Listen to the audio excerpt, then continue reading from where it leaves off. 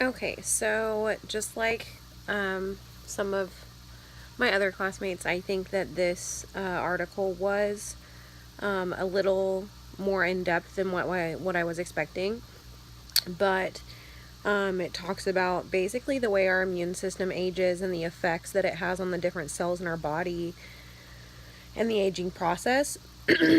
One thing that I think most of us have probably learned is that as we age, everything slows down.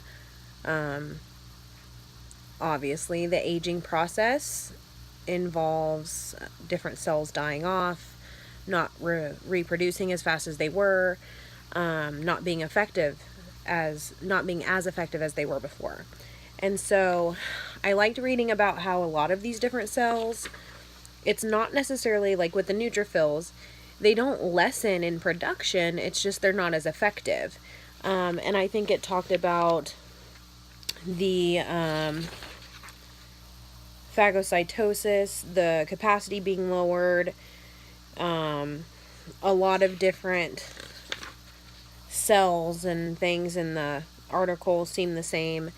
And it's just that they aren't as effective as they are when we're born or when we're 10 or 20 or 30.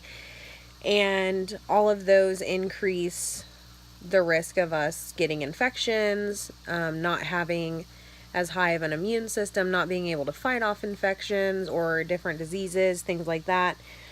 The signs in the elderly really just slow healing, fatigue, fever, signs of infection or immunocompromise.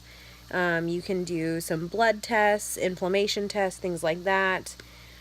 And it obviously affects the health overall because as we age, we don't age well as a whole world. We go through changes where we are sick more.